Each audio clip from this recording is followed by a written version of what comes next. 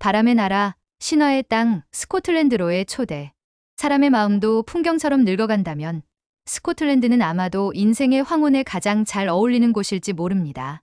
잿빛 구름이 낮게 드리운 하늘, 바람결에 실려오는 백파이프의 음색, 고성을 따라 이어지는 구불구불한 골목들, 그리고 잃어버린 세월을 품고 있는 고요한 호수들. 이 땅은 단순한 여행지가 아니라 오래된 기억과 자존의 흔적이 켜켜이 쌓인 정신의 풍경입니다. 스코틀랜드는 잉글랜드의 북쪽, 찬바람과 고요한 자연 사이에서 독자적인 문화를 품고 살아온 민족의 터전입니다. 켈트족의 신화, 자코바이트의 피맺힌 항쟁, 계몽주의의 지적 르네상스가 이 작은 땅 위에서 교차하며 한 시대의 정신을 빚어냈습니다. 이 여정은 단지 스팟을 찍는 관광이 아닙니다. 삶의 이정표를 다시 그려보는 여행입니다. 에든버러의 중세 돌길을 걸으며 지나온 세월을 반추하고 하이랜드의 고요한 협곡에서 고독을 끌어안으며 위스키의 깊은 향 속에서 시간을 음미하는 법을 배웁니다. 이제 함께 그 바람의 나라로 떠나봅니다. 눈으로 보고 귀로 듣고 가슴으로 느끼는 스코틀랜드의 길 위에서 당신만의 노년을 위한 새로운 이야기가 시작됩니다. 1장, 에든버러, 중세의 그림자를 걷는 길. 스코틀랜드의 여정을 여는 첫걸음은 수도 에든버러에서 시작됩니다. 웅장한 에든버러 성이 도시의 척추처럼 우뚝 솟아있는 이곳은 마치 시간 그 자체가 돌로 굳어져 버린 듯한 도시입니다. 중세와 빅토리아 시대의 흔적이 섞인 이곳은 단순한 도시가 아니라 하나의 역사책입니다. 바람에 실려오는 돌계단의 숨결, 건물 외벽의 검댕 자국조차도 시간을 말없이 품고 있습니다. 가장 먼저 걸어볼 곳은 로열 마일입니다. 에든버러 성에서 시작해 홀리루드 궁전까지 이어지는 이 거리에는 중세의 숨결이 아직도 살아 있습니다. 이 길은 왕과 여왕이 걷던 길이자 민중과 상인이 부딪히던 삶의 무대였습니다. 오래된 주점과 도서관, 성직자의 고택, 그리고 덧없이 사라진 자들의 기억이 층층이 쌓여있는 거리. 이곳을 걷다 보면 발밑의 돌 하나에도 이야기가 숨어있는 듯합니다. 에든버러는 또한 문학의 도시입니다. 18세기 스코틀랜드 계몽주의의 중심지였으며 월터 스콧과 로버트 루이스 스티븐슨, 아서 코난 도일 같은 작가들의 발자취가 남아있는 곳이기도 합니다. 셜록 홈즈가 태어난 거리, 지킬 박사와 하이드가 영감을 받은 회색 골목은 지금도 그 어두운 매력을 간직하고 있습니다. 문학은 이 도시의 공기이며 건축이며 침묵 속에 흐르는 또 하나의 시간입니다. 그리고 이 도시에서 탄생한 가장 현대적인 문학 신화, 바로 해리 포터의 시작도 이곳에 있습니다. 더 엘리펀트 하우스, 겉으로 보기엔 평범한 카페지만 내부에 들어서면 문학적 마법이 가득합니다. 젊은 작가였던 조앤 롤링은 이곳의 작은 창가에 앉아 형편없는 생활비와 싸우며 첫 번째 해리 포터 이야기를 써내려갔습니다. 그녀가 앉았던 자리 옆엔 지금도 조용한 경우에 눈빛을 띤 여행객들이 모여듭니다. 엘리펀트 하우스의 커피 향 너머로 들려오는 것은 책을 쓰던 작가의 숨결이며 상상이라는 이름의 마법입니다. 또한 잊지 말아야 할 명소는 에든버러 성입니다. 화산암 절벽 위에 세워진 이 고성은 수세기 동안 전쟁과 왕권의 상징이었습니다. 안에 들어서면 왕관 보석과 대포, 전쟁 기념관이 관광객을 맞이합니다. 그러나 진정한 감동은 고요한 성 안뜰에 서서 바람과 함께 천천히 과거를 음미하는 그 순간에 있습니다. 세월을 견뎌온 성벽과 조용히 침묵하는 돌기둥은 마치 무엇을 지키며 살아왔는가를 묻는 듯합니다. 에든버러의 매력은 밤에 더욱 짙어집니다. 어스름한 저녁이 내려앉으면 로열 마일의 가스등 아래로 그림자들이 길게 늘어집니다. 사람들의 발걸음은 느려지고 골목은 역사와 신화의 경계가 됩니다. 이때 들려오는 것은 누군가의 오래된 회한인지 백파이프의 음색인지 분간하기 어려운 어떤 울림입니다. 2장, 하이랜드, 구름 아래 잠든 전사의 고향. 스코틀랜드 북부의 넓고 거친 땅, 하이랜드는 마치 신화 속에서 솟아난 듯한 기운으로 여행자를 압도합니다. 낮게 드리운 구름 사이로 햇살이 조심스레 언덕을 비출 때 우리는 문득 이 땅이 1000년을 넘는 역사의 무대였음을 느낍니다. 하이랜드는 단순한 지명이 아니라 스코틀랜드의 정체성과 기품, 아픔과 자존이 살아 숨쉬는 정신의 고향이라 할 수 있습니다. 가장 먼저 떠오르는 이름, 바로 글렌코 협곡입니다. 이곳은 하이랜드의 아름다움과 비극을 동시에 간직한 장소로 검푸른 바위산과 안개가 어우러진 풍광이 이국적이면서도 엄숙한 감정을 자아냅니다. 1692년 이곳에서 벌어진 글렌코 학살은 아직도 스코틀랜드인의 기억 속에 아린 비명처럼 남아 있습니다. 영국 왕실의 명령을 받은 정부군이 맥도널드 가문 사람들을 속여 숙소를 제공받은 후 새벽녘 무차별 학살을 감행했던 이 사건은 스코틀랜드의 클랜 문화와 저항의 역사에서 결코 잊혀지지 않을 장면이죠. 하이랜드의 역사는 곧 자코바이트 반란의 역사와 맞닿아 있습니다. 스튜어트 왕가의 복권을 외치며 잉글랜드에 맞서 싸운 이 반란은 단순한 정치 운동이 아닌 하이랜드의 전통과 자부심을 지키기 위한 처절한 몸부림이었습니다. 특히 1745년의 반란은 찰스 에드워드 스튜어트, 일명 본니 프린스 찰리가 이끄는 마지막 저항이었죠. 그의 군대가 칼로든 평원에서 참패한 그 순간 하이랜드의 클랜 체계는 무너지고 전통 복장과 무기조차 금지되는 탄압이 이어졌습니다. 이 모든 이야기를 품은 하이랜드의 진짜 주인공은 클랜 문화입니다. 클랜은 단순히 가족을 넘어선 공동체로 혈연과 명예, 영토를 중심으로 구성된 독립된 자치 집단이었습니다. 각 클랜은 저마다의 문장과 킬트 무늬를 가졌고 전통 악기인 백파이프는 그들의 상징적인 소통 도구였습니다. 결혼식과 장례식, 전쟁과 축제에서 울려 퍼지는 백파이프 소리는 슬픔과 기쁨이 교차하는 하이랜드인의 영혼의 음성이었습니다.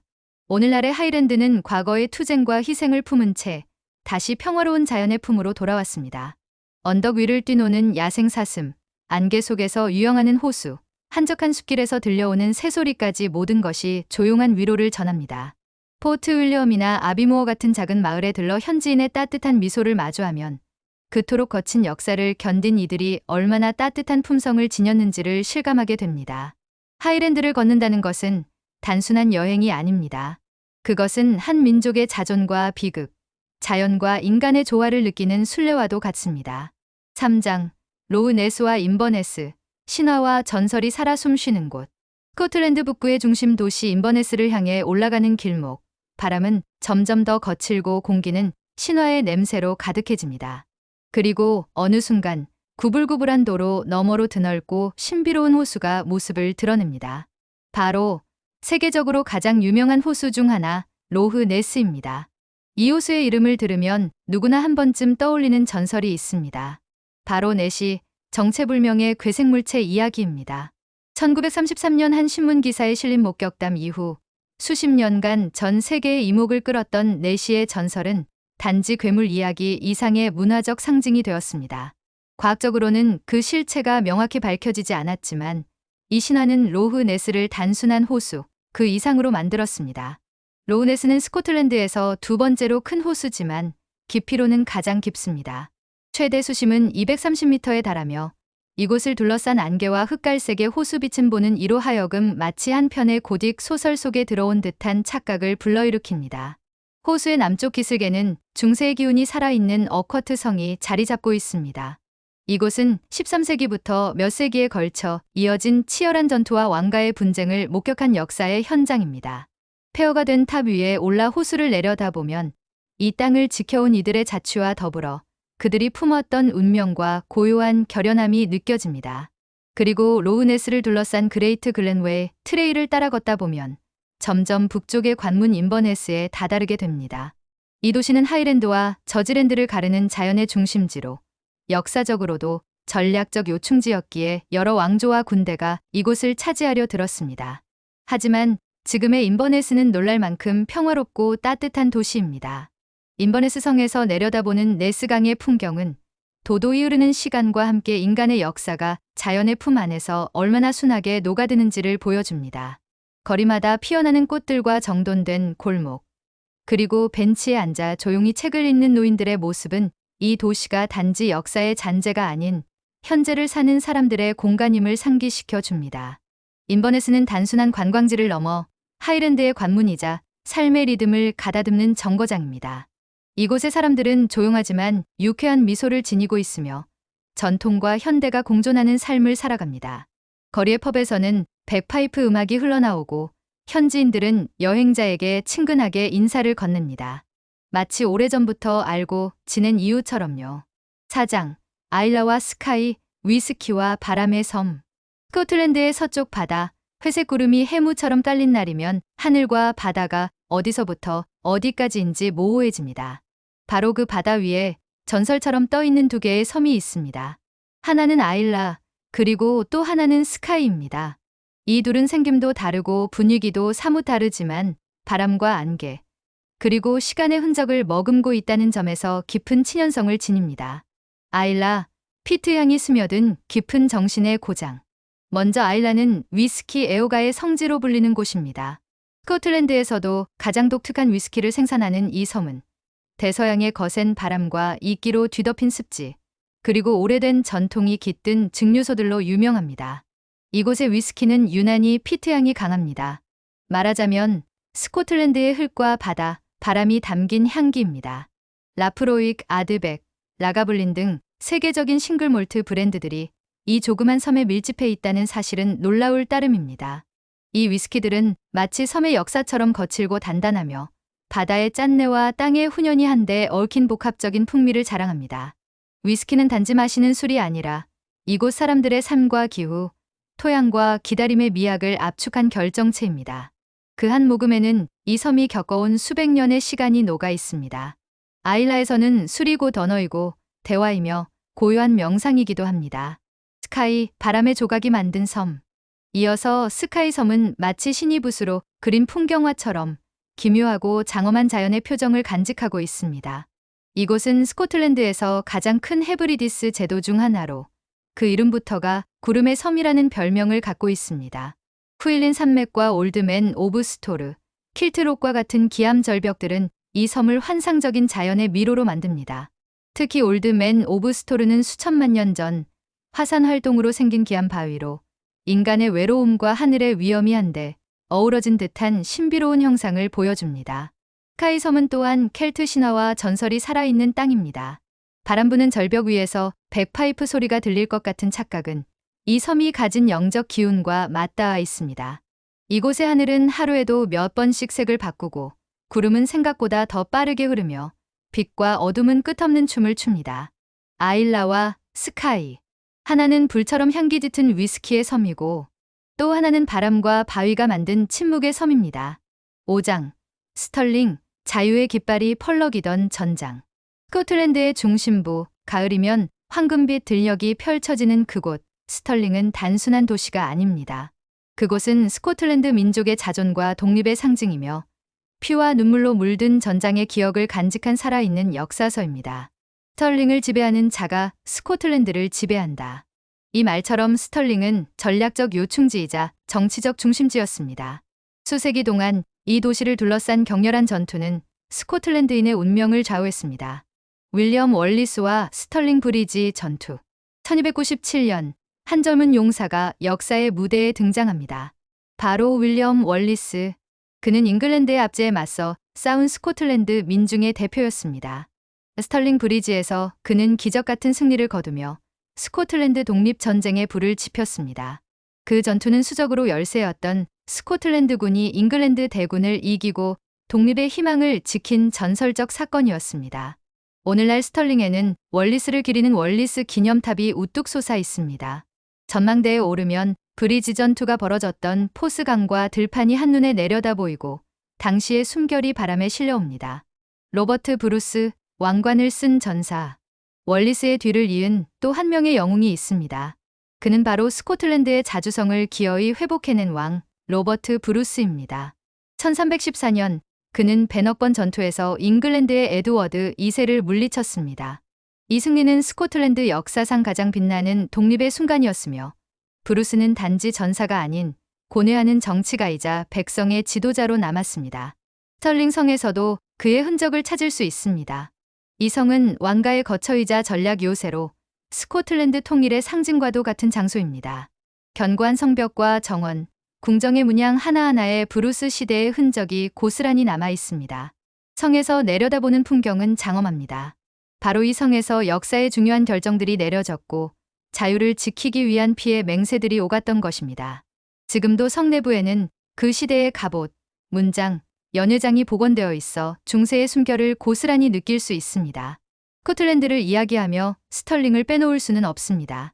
그것은 마치 인간이 자신의 존엄을 되찾기 위해 쌓은 모든 시간과 상처를 상징하기 때문입니다. 6장. 세인트 앤드루스, 고대 대학과 골프의 성지. 스코틀랜드 동해안의 잔잔한 바닷바람을 따라 걷다 보면 어느 순간 고요함 속에 고즈넉한 아름다움을 품은 도시 하나가 모습을 드러냅니다.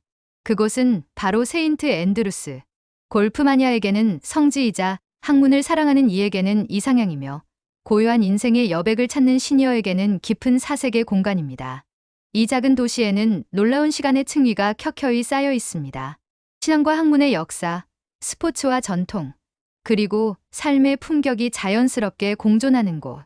바로 세인트 앤드루스입니다. 스코틀랜드 교육의 뿌리 세인트 앤드루스 대학교. 1413년 설립된 세인트 앤드루스 대학교는 스코틀랜드에서 가장 오래된 대학이자 영어권 전체에서도 옥스퍼드, 케임브리지에 이어 세 번째로 오래된 유서 깊은 고등교육기관입니다. 이 대학은 단순한 학문의 전당이 아니라 스코틀랜드 지성사의 자부심이며 정신의 요람이기도 합니다.